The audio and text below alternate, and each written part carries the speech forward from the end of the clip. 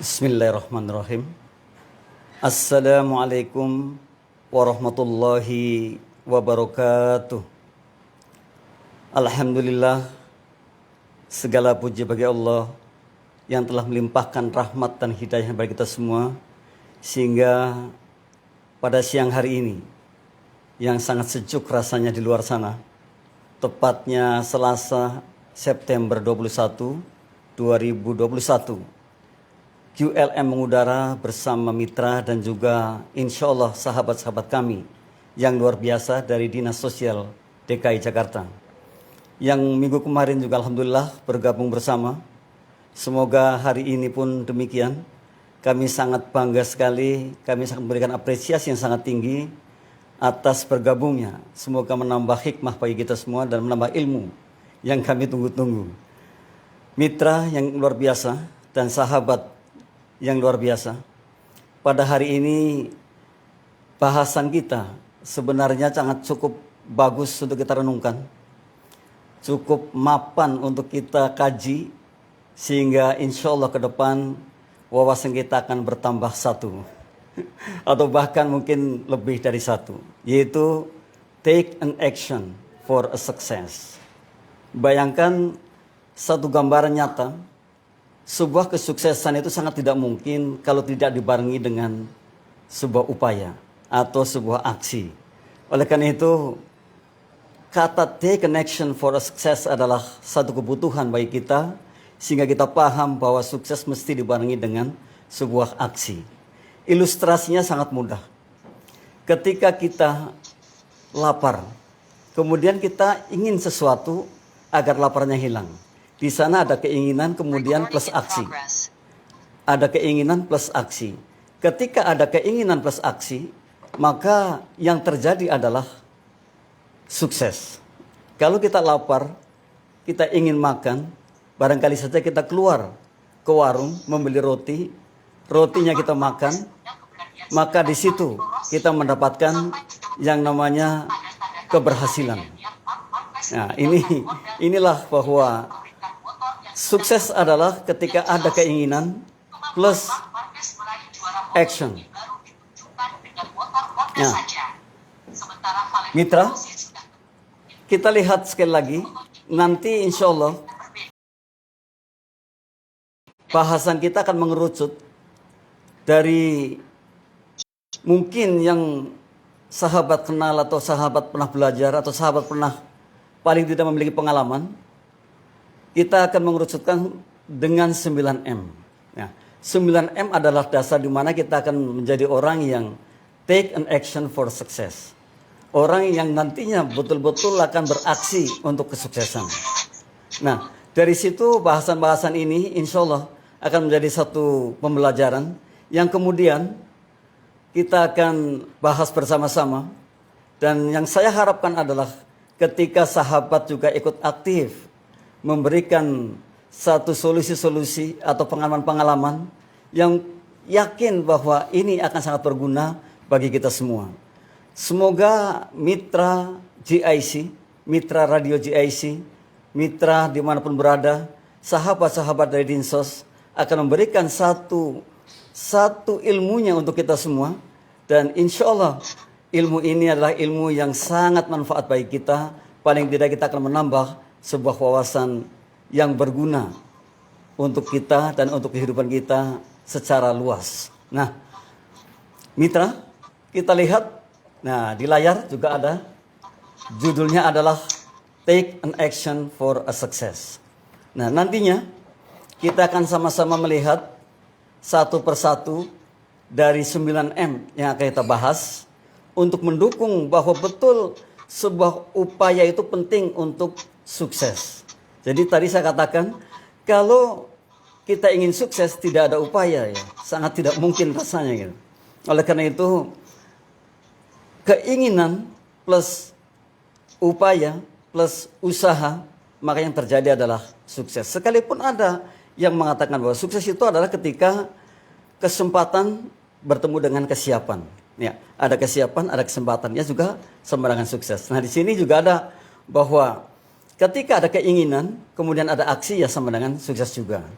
Jadi nyatanya memang demikian. Jadi sangat mustahil saya katakan kalau kita ingin sukses namun hanya berdiam diri. Dan bahkan arti sukses sendiri adalah ketika kita bergerak dari satu titik ke titik yang lain. Nah, kita bergerak dari satu titik ke titik yang lain ya juga sudah sukses. Justru ketika kita diam itulah gagal. Orang yang tidak berbuat apa-apa itu yang sebenarnya gagal. Namun selama kita masih berbuat, masih ada harapan mendapatkan. Oleh karena itu, mari kita mencoba untuk menganalisa kata sukses itu sendiri. Jadi perjalanan dari satu titik ke titik yang lain, sehingga kita akan menjadi orang yang sukses. Nah, kita lihat satu persatu, mulai dari M yang pertama. Untuk menjadikan diri kita adalah orang yang mengambil bagian, mengambil upaya, atau take an action for success. Memulai dengan berdoa. Tentu kita paham, orang-orang yang memiliki spiritual tinggi tidak akan lepas dari doa. Dan memulai dengan doa insya Allah akan menjadi berkah. Dan luar biasanya, kita sudah diajarkan bahwa sesuatu itu harus diniatkan. Setiap perbuatan itu harus diniatkan. Dan niat itulah yang pada akhirnya akan menjadikan kita kekeh atau fokus terhadap perbuatan yang ingin kita gapai.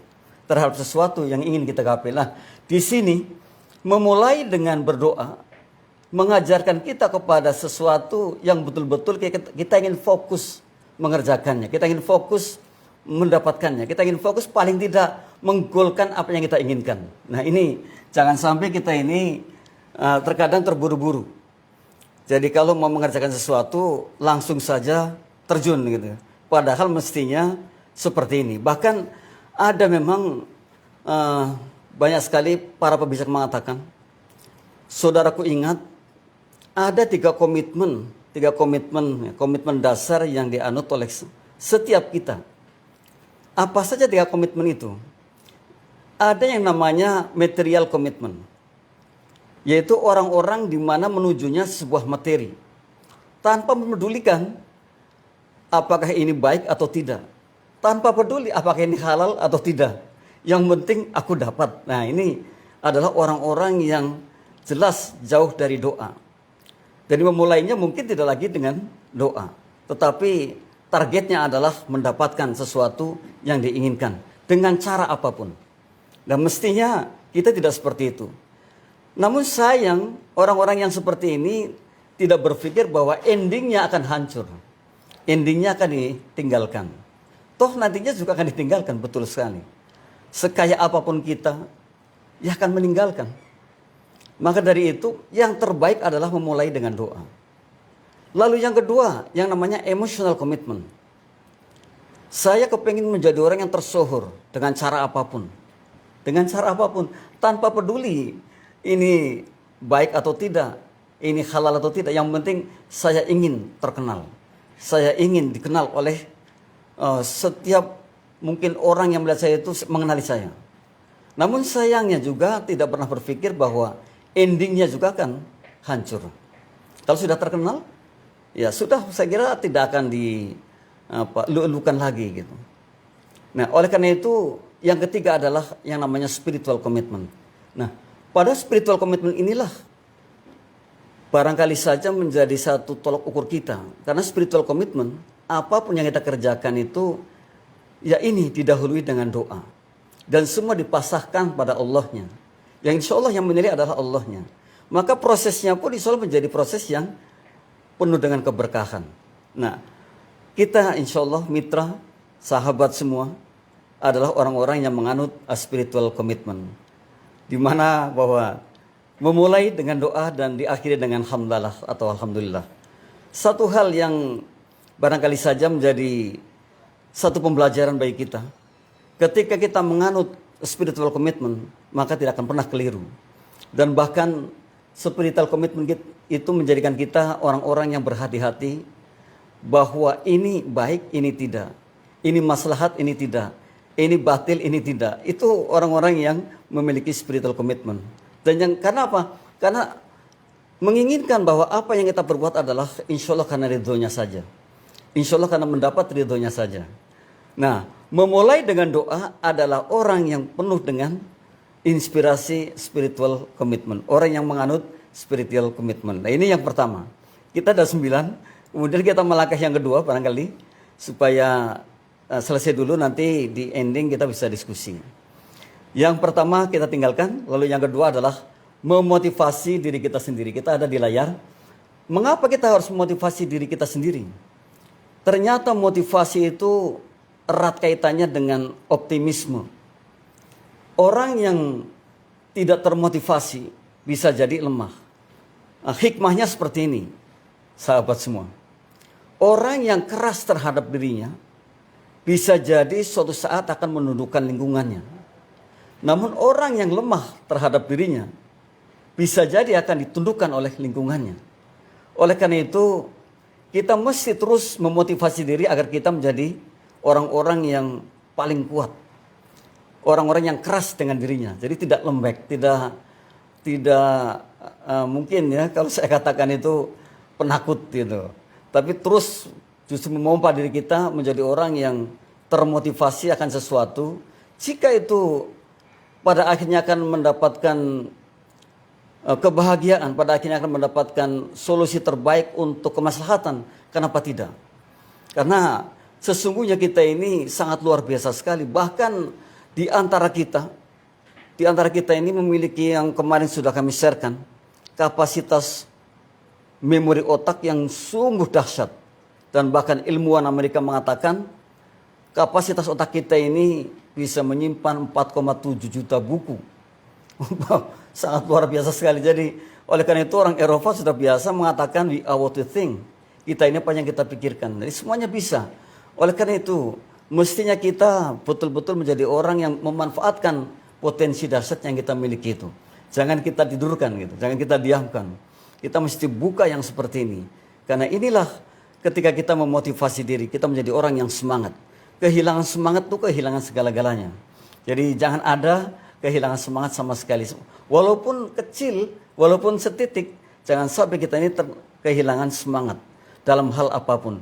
Nah, memotivasi diri sendiri caranya sangat mudah sekali.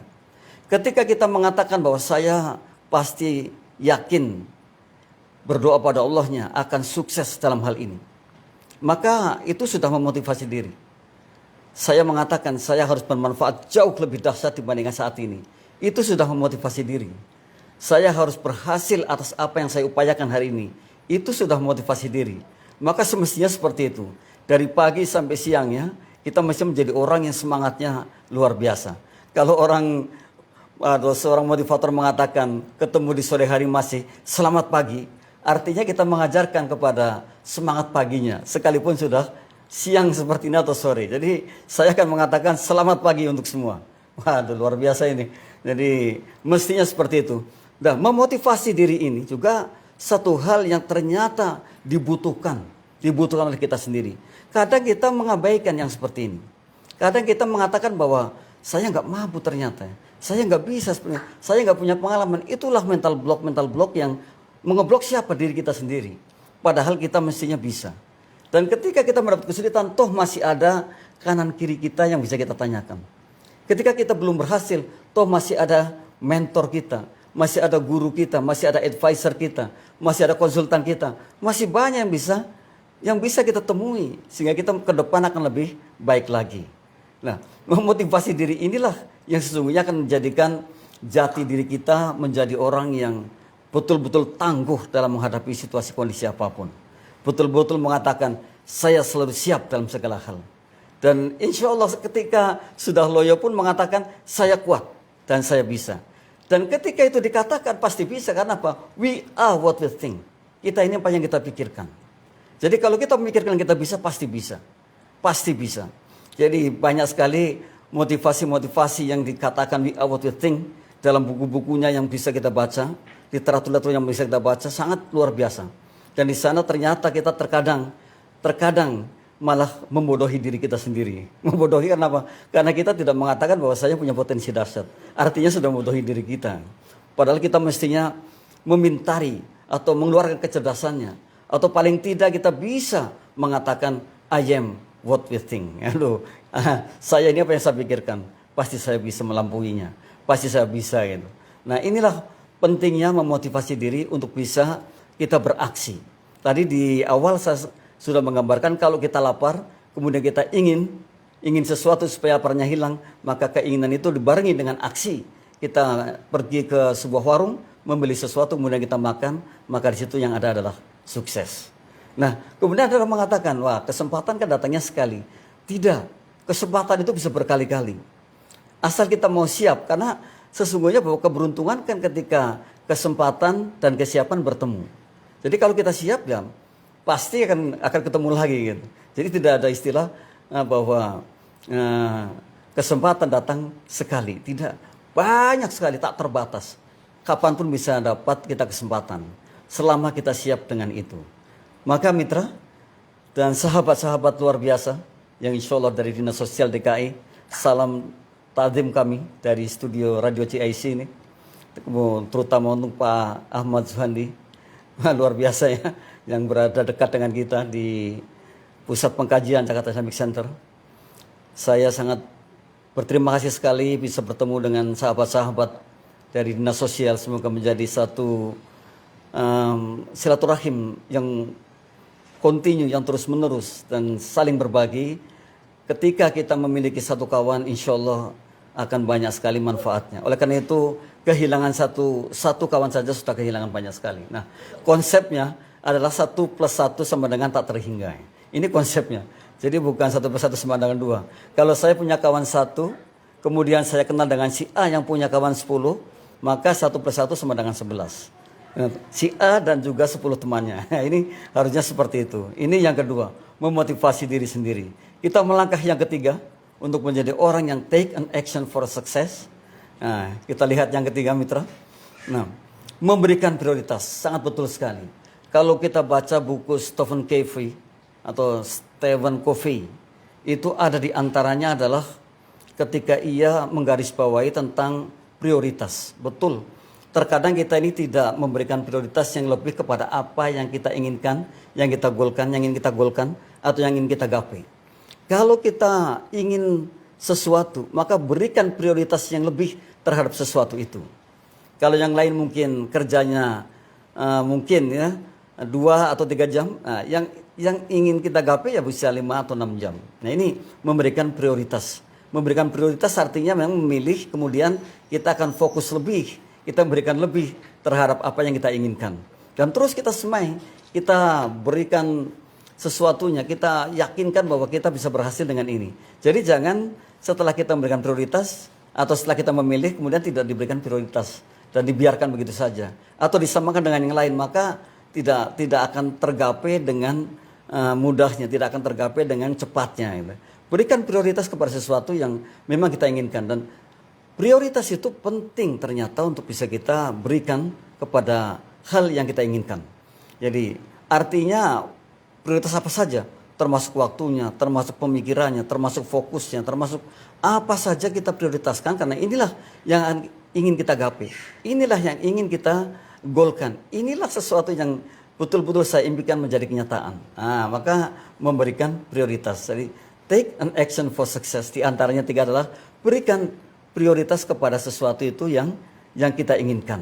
Jadi kalau take an action itu kan artinya ambil perhatian, ambil aksi untuk kesuksesan sesuatu yang kita inginkan. Nah, ketika memberikan prioritas artinya kita akan memberikan lebih terhadap apapun sesuai dengan yang kita inginkan. Dan kalau kita memberikan lebih, saya nggak yakin kemudian itu akan melenceng gitu. Karena apa? Kita berikan sesuatunya lebih banget gitu. Jadi tidak seperti hal-hal lain. Karena ini adalah prioritasnya, dan maka saya akan betul-betul kekeh terhadap ini gitu, terhadap sesuatu yang kita inginkan. Ini memberikan prioritas, jangan sampai kita lewatkan ketika kita beraksi ingin sukses gitu. Beraksi terhadap sesuatu yang ingin kita gapai. Dari awal tadi sampai ketiga, dan yang ketiga adalah memberikan prioritasnya. Dan mitra, ketika kita memberikan prioritas berarti kita harus memberikan lebih terhadap apa yang diprioritaskan oleh kita. Nah, ini yang terkadang kita ingin namun kita tidak memberikan prioritasnya. Kita ingin sukses namun dikerjakannya biasa-biasa dan bahkan mungkin sama seperti yang lain. Maka tidak ada yang dibedakan.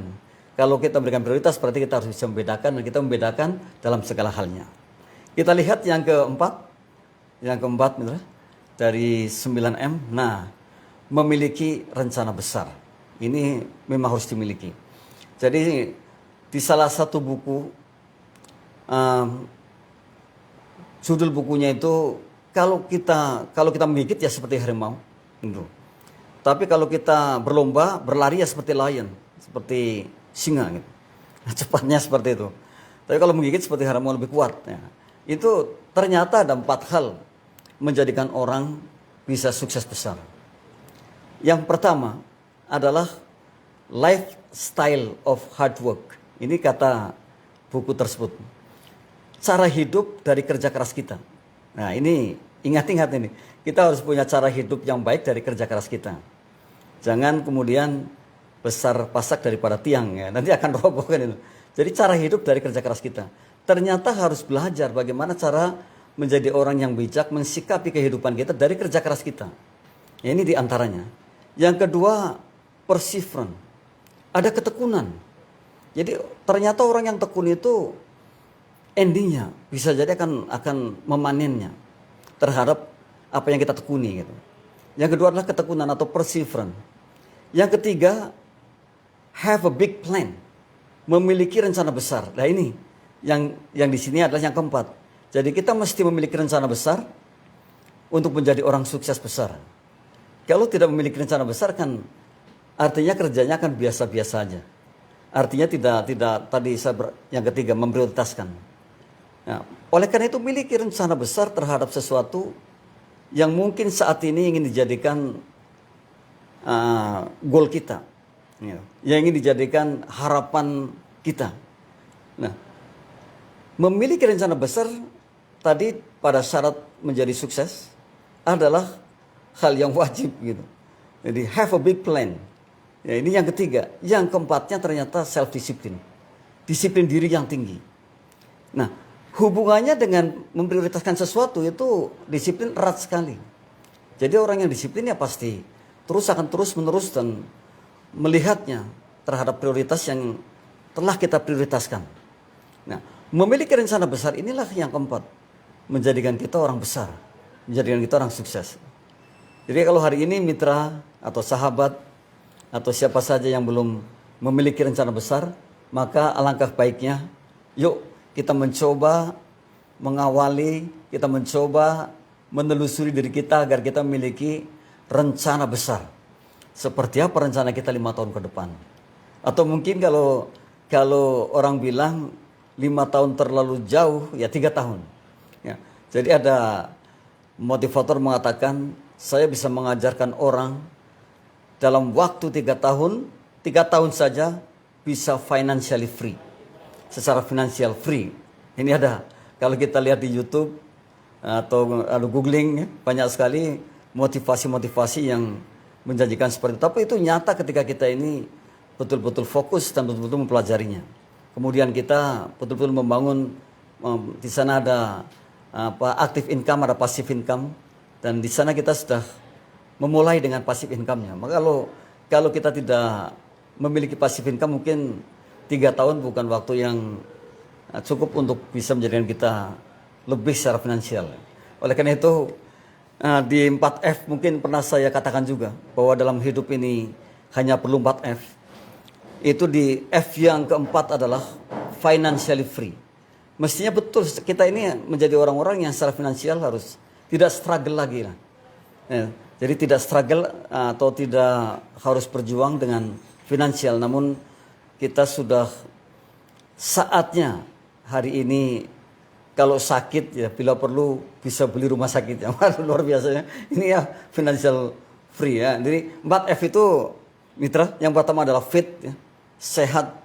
Yang kedua ya sehat, tentu sehat jasmani rohani. Yang kedua family, keluarga yang saling mendukung. Konsep Islam luar biasa ya. Sakinah mawaddah warahmah. Nah, tuh asah asih asuh. Nah, itu juga termasuk di dalamnya seperti itu. Jadi ada timbul kata-kata suksesnya seorang suami karena ada dukungan yang luar biasa dari istrinya. Itu ada kata seperti itu. Ya, bisa diterima karena family. Jadi F yang kedua family, dan yang ketiga adalah friends. Friends ini saya katakan tadi bahwa 1 + 1 tidak sama dengan 2, tapi 1 + 1 sama dengan tak terhingga. Karena kita inginkan bahwa 1+1 ya tak terhingga. Sebanyak mungkin kita inginkan teman. Karena dengan memiliki teman yang banyak maka akan mudah dalam segala aktivitas kita. Dan tentu dengan teman yang banyak, doanya pun akan banyak ke kita ya. Ini keberuntungan yang sangat. Nah, yang F yang keempat adalah financially free. Jadi mestinya kita adalah orang-orang yang betul-betul secara finansial bebas, tidak lagi harus terus struggle, berjuang, bergelut demi uang gitu. Tapi hari ini kita sudah cukup dan hari ini kita sudah bisa menikmati atas upaya kita di waktu kita dulu waktu mudanya. Karena ada hikmah yang mengatakan ketika muda kita habiskan kesehatan kita demi uang. Namun ketika kita tua, kita habiskan uang kita demi kesehatan. Nah ini pertanyaannya adalah bagaimana kalau kita tua lalu nggak punya uang?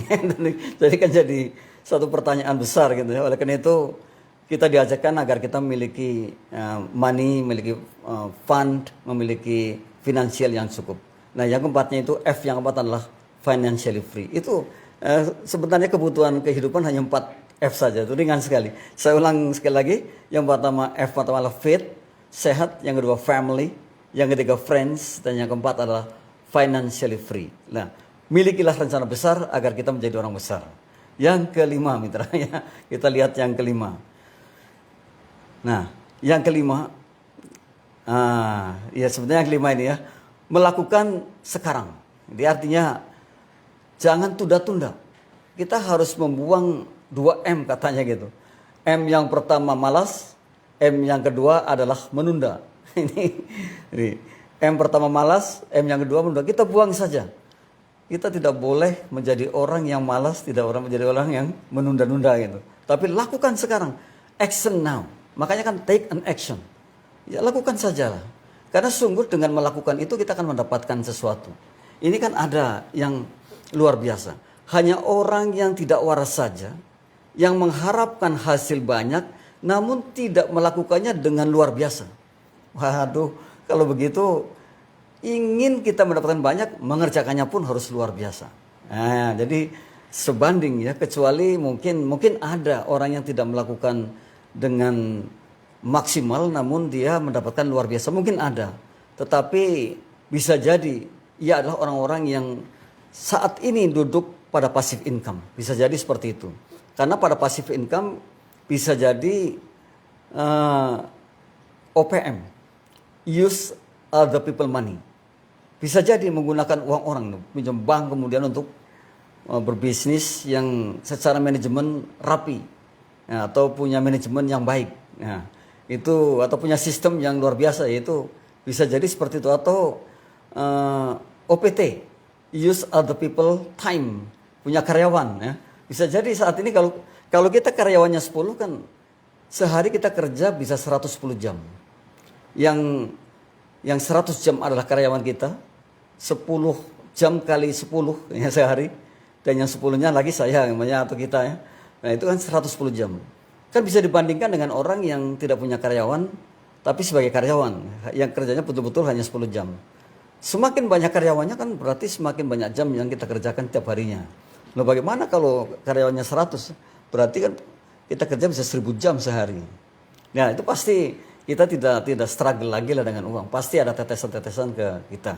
Maka bisa menciptakan yang seperti itu. Bahkan kalau kita lihat ke KBN yang tidak jauh dari sini. Suatu pabrik berapa ribu orang di dalamnya. Ownernya seperti apa kekayaannya kan itu. Ini bisa jadi seperti itu. Nah, kita mestinya berpikirnya adalah ke sana supaya financially free. Lakukan sekarang. Jadi jangan tunda lagi. Ya, jadi memang ada sifat-sifat yang terkadang menghambat kita atau memberikan kita menjadi orang yang mentalnya diblok oleh diri kita sendiri. Yaitu ketika ya ada kata malas dan menunda itu. Maka jangan sampai kita menunda pekerjaan besok. Ya. Artinya kalau hari ini kerjanya kita harus kerjakan. Dan biasanya kalau orang yang disiplin itu selalu ingin nomor satu, ingin selesai. Dan besok tidak ada beban lagi karena besok harus menumpuk lagi satu pekerjaan yang lain. Ya. Ini lakukan sekarang. Untuk selanjutnya kita lihat lagi M selanjutnya. Yang berarti yang ke-6 ya. Kalau tadi yang kelima. Nah, atau di sini yang kelima. supaya tidak keder ya. Memperbanyak relasi. Ya tadi saya katakan, maka salah satu buku yang saya baca untuk menjadikan kita sukses, di samping tadi ada 4 hal, ternyata ada lagi yang lain. Seperti apa? Yang pertama hard work, pekerja keras atau kerja keras. Ternyata kalau kita hanya kerja keras tidak cukup. Maka kemudian smart work, ya kerja cerdas itu. Nah, orang yang kerja cerdas itu tadi orang yang bisa mengumpulkan orang banyak. Lalu kemudian kita akan mendapatkan pasifnya gitu, tetes-tetesannya. Nah, jadi siapapun yang hari ini cerdas dalam bekerja, maka dia pastilah secara finansial akan tercukupi. Ini smart work atau work smartly, ya kerja dengan cara yang cerdas ya. Nah, ini yang saya katakan bahwa untuk menjadikan orang sukses, di samping kerja keras, kerja cerdas, dan network, membangun relasi sebanyak-banyaknya. Dan saat ini mitra atau sahabat semua, itu tidaklah sulit untuk membangun networking atau membangun jaringan ke banyak sekali orang. Saya bahkan sangat memberikan apresiasi yang tinggi ketika bertemu seorang pedagang asongan yang bergabung di Shopee, GrabFood, kemudian ada lagi fast food atau apa itu. Tapi itulah ternyata saat ini yang paling menguntungkan adalah itu. Karena apa?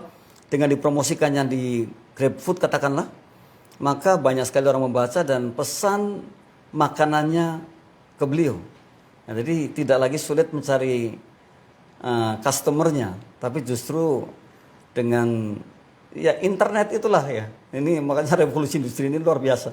Kalau kita belum bergabung ke situ, bisa jadi ketinggalan.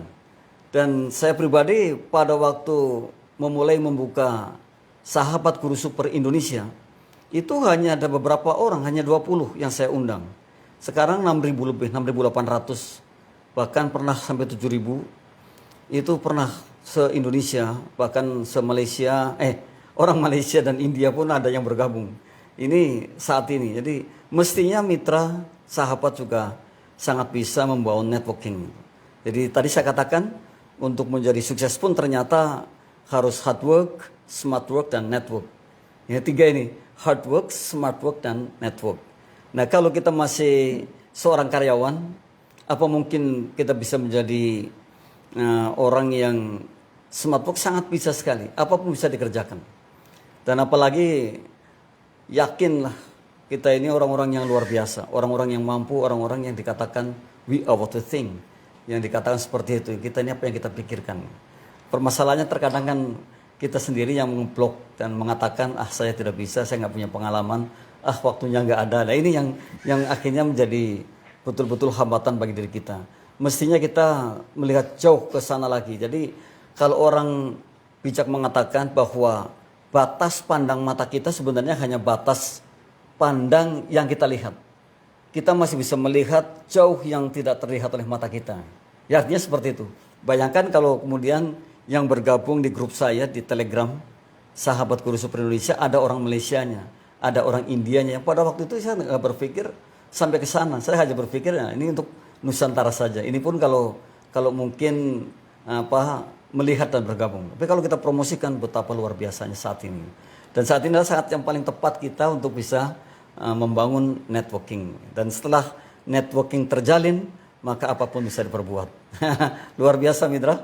Ya, mudah-mudahan mitra bisa membangun seperti itu. Ya, tidak segan-segan untuk memulai mungkin dari WhatsApp-nya atau dari Skype-nya atau dari Telegram-nya, dari mana saja, atau dari Facebook-nya bisa kita.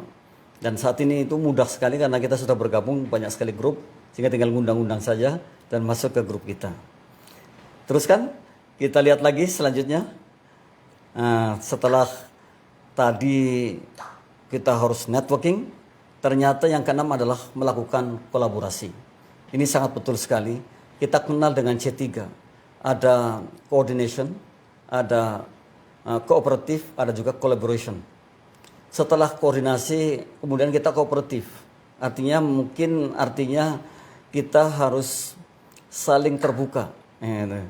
saling menggait, gitu, saling menginformasikan. Kemudian kita kolaborasi. Saya bisa membayangkan kalau penyanyi besar Indonesia seperti Rhoma Irama berkolaborasi dengan Iwan Fals yang kedua-duanya fan-nya cukup banyak, seperti apa artis yang kejual gitu. Ini adalah kolaborasi. Jadi kolaborasi itu betul dibutuhkan oleh kita. Karena hikmah mengatakan angka 1 itu sangat berat untuk menjadi orang sukses besar. Jadi harus banyak orang gitu.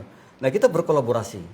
Berkolaborasi ini sesuatu kebutuhan untuk menjadikan kita orang-orang yang pada akhirnya hebat. Sayangnya kalau saya katakan nih, kita ini tidak berumur panjang, bisa ribuan tahun gitu ya. Paling 70 tahun sudah habis ini, jadi kekurangan.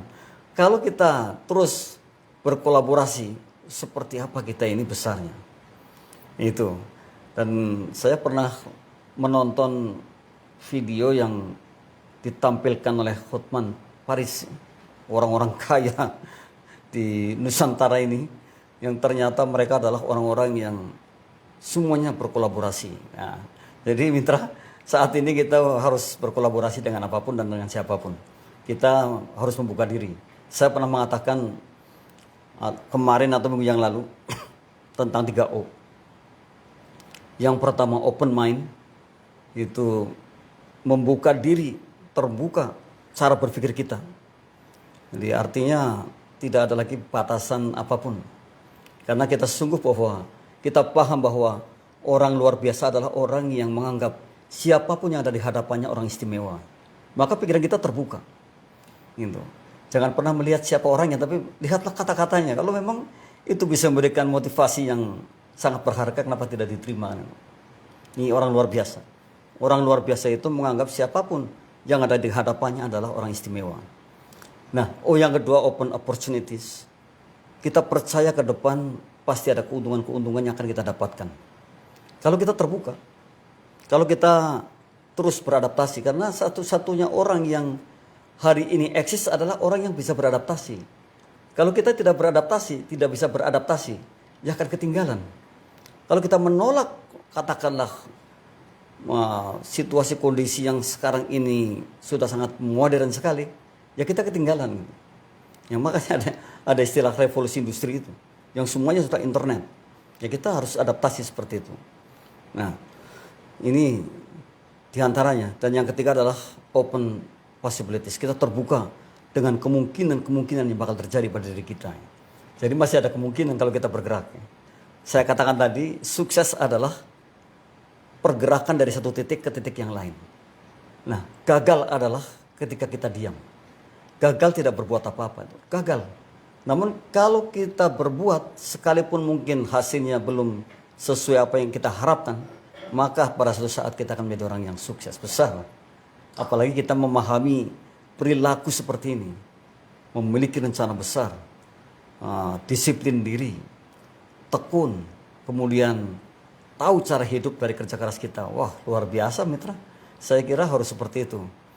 Sayang rasanya kita punya potensi yang sangat dahsyat kalau kita tidak berpikir sejauh itu. Sayang rasanya kalau kita ini berada di zona nyaman yang hanya itu-itu saja. Padahal bisa jadi kemanfaatannya jauh lebih dahsyat lagi. Bisa jadi kita kemanfaatannya pada orang lain jauh lebih hebat lagi. Tidak seperti saat ini. Maka mestinya kita ini menjadi orang yang terus berpikir O3 tadi. Ada kemungkinan keberuntungan. Ada kemungkinan yang terjadi pada diri kita. Dan kita terbuka dengan apapun dan siapapun. Karena tadi dasarnya adalah kita menganggap siapapun yang ada di hadapan kita orang hebat, orang luar biasa, orang istimewa. Maka jelas masukan-masukan itulah yang kemudian akan menjadikan kita istimewa juga. Nah, ini melakukan kolaborasi. Yang ketujuh, ini luar biasa mitra. Yang ketujuh sekarang ini.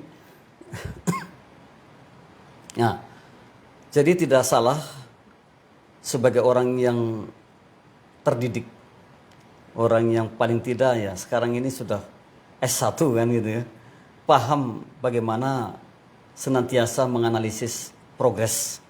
Kita lihat di layar juga ada ya mitra, menganalisis progres itu penting juga, kemajuannya sampai di mana, atas apa yang kita inginkan.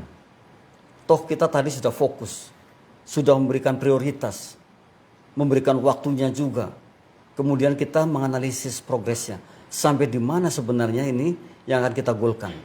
Jadi dua di antaranya, termasuk waktunya, kalau kita ingin memiliki sesuatu atau menggolkan sesuatu, berikan waktunya. Jadi jangan tidak berikan waktu, karena kalau tidak diberikan waktunya bisa santai-santai. Tapi kalau diberikan limit waktunya, maka akan terkejar dengan baik. Nah ini kita sayangkan kalau kita ini punya satu ide, punya satu keinginan, punya satu impian, namun tidak memberikan waktunya. Kita berikan waktunya. Saya akan targetkan mengejar ini, menggolkan ini dalam waktu 3 tahun. Maka kita tulis garis yang namanya lifeline. Dan saya pernah luar biasa ketemu anak Korea bukan orang tuanya, anaknya. Dan masih tingkat SD sekolahnya. Itu senantiasa melihat lifeline-nya. Dia buat garis lurus, kemudian dia lihat umur sekian. Dan dia akan cocokkan dengan keadaan yang nyata saat ini. Nah ini sebenarnya penting untuk kita untuk bisa mengukurnya. Nah, ini menganalisa progresnya sampai di mana tingkat keberhasilan kita kalau kita mampu melihat atau menganalisa progresnya atau kemajuannya. Tapi kalau kita tidak bisa melihat kemajuannya ya, kita tidak akan pernah bisa mendapatkan sesuatu secara pas gitu. Atau mungkin bisa jadi mengundur ulur gitu. Karena nggak pernah melihat, nggak pernah tahu bahwa kemajuan saya sudah sampai di sini gitu. Nah ini penting untuk kita semua. Jadi take an action for success. Di antaranya adalah bagaimana kita bisa mampu melihat atau menganalisa progresnya atau kemajuannya. Yang ke-8, wow luar biasa ini. Yang ke-8 ya. Nah ternyata juga ada mengevaluasi progres. Setelah kita menganalisa kemudian kita evaluasi. Lalu di mana sih letak kekurangannya, di mana letak kelebihannya? Ini mengevaluasi progresnya. Di mana sih kita saat ini berada? Jadi siapapun yang hari ini bisa mengevaluasi kinerjanya, maka besok akan lebih baik lagi. Karena apa? Dengan mengevaluasi kita akan bisa melihat, akan bisa menentukan arah kebijakan yang lebih baik ke depannya. Tanpa evaluasi kan sangat tidak mungkin. Saya kemarin baru saja mengatakan bahwa evaluasi itu hal yang penting. Contohnya ketika kita sebagai guru mengajar kelas, maka setelah 3 bulan kita mencoba mengevaluasi. Nah, kalau sekarang namanya kan PTS gitu, penilaian tengah semester namanya gitu. Jadi seperti apa sih hasilnya? Nah kita pun dalam kehidupan seperti ini ya harus terus mengevaluasi kinerja kita, mengevaluasi apapun yang kita miliki. Karena dengan itu sungguh akan menjadi satu gambaran nyata bagi kita bahwa kita ternyata justru mundur. Oh kita maju sekian langkah kan. Oh ternyata saya sekian tahun hanya berada di satu tempat. Nah ini karena evaluasi. Jadi jangan salah.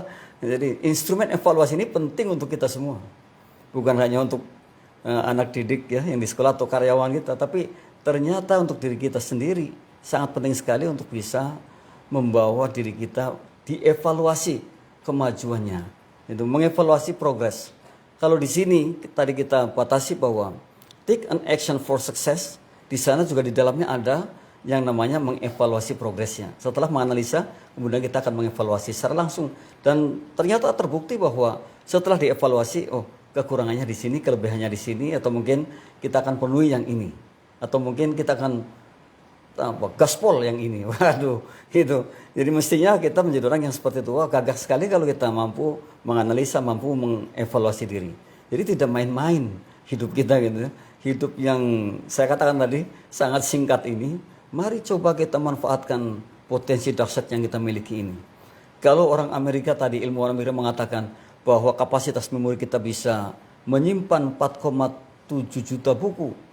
Sudah berapa juta yang ada di memori kapasitas otak kita gitu.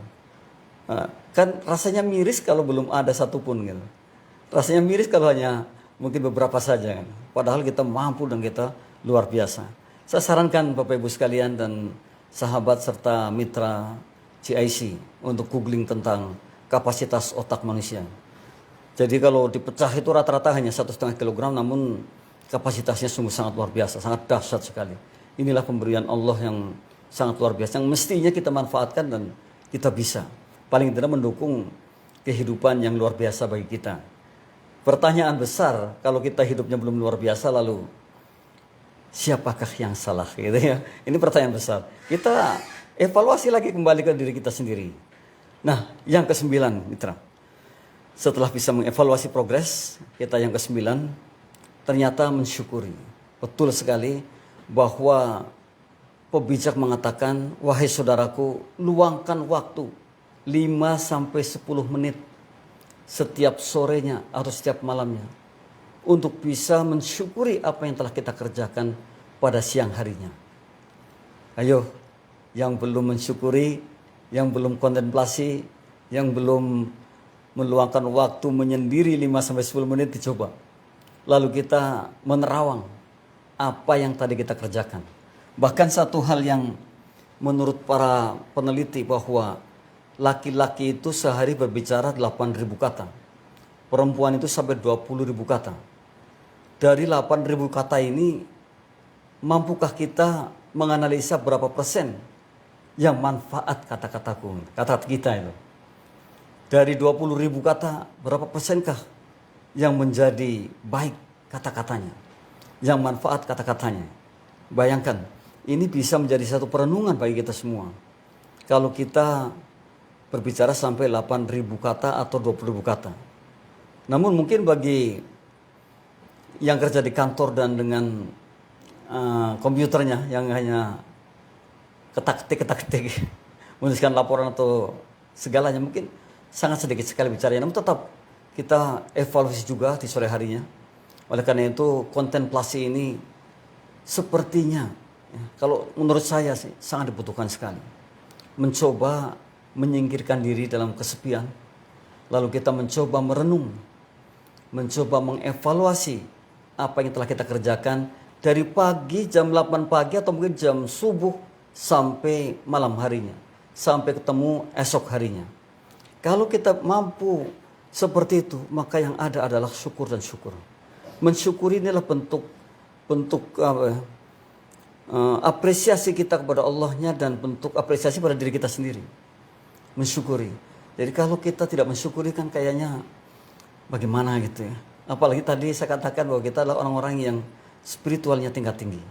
Terlebih lagi ketika kita berkelompok di pusat pengkajian Jakarta Islamic Center ini, yang insya Allah luar biasa sebagai panutan kita semua, dan orang-orang yang insya Allah di dalamnya adalah orang-orang yang luar biasa di mata Allah.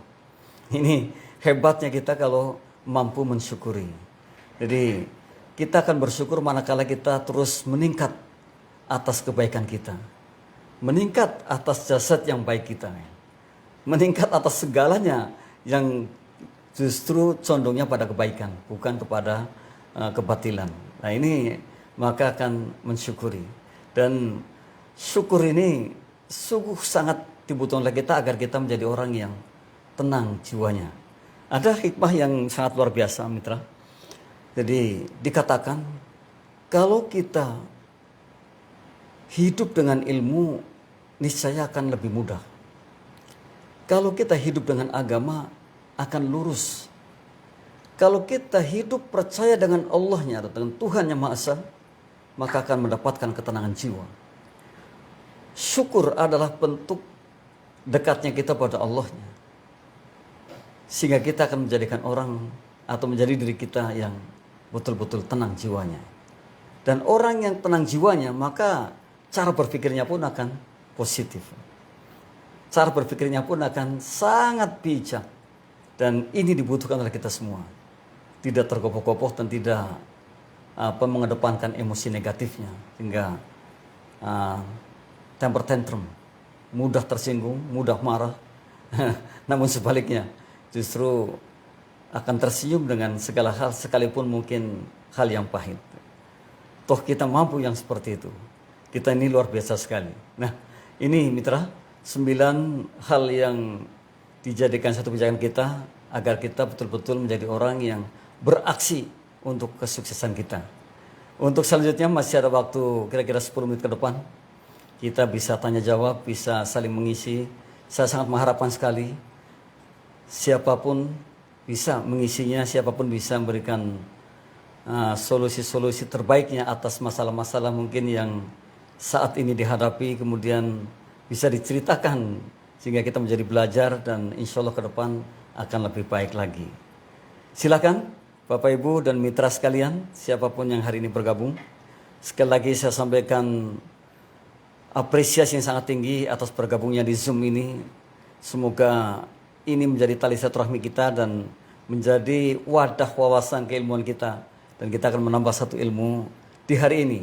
Tentunya dengan tema beraksi untuk sukses atau take an action for a success.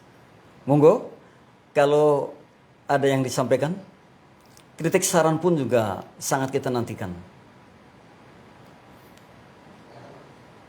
Ya, saya tunggu sambil kita ngobrol ya, waktu yang sangat singkat ini. Dan sekali lagi, sepekan sekali QLM ini mengudara bersama. Ya, Quality Life Management.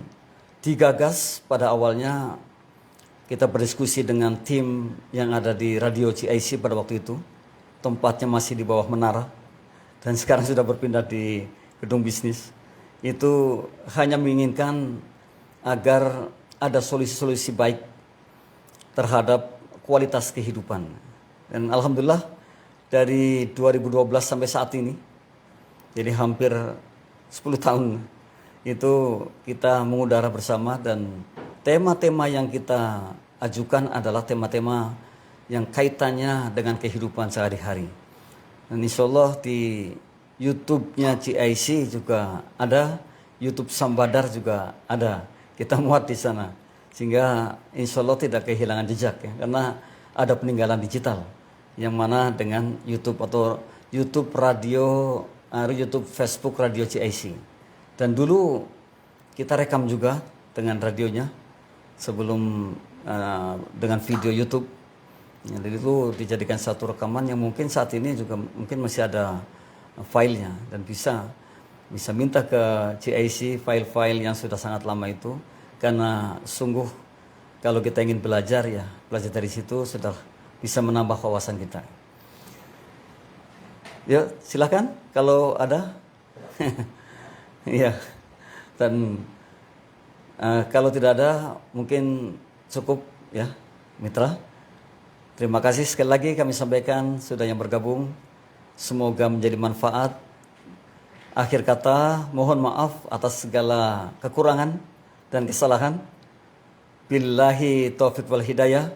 Wassalamualaikum warahmatullahi wabarakatuh.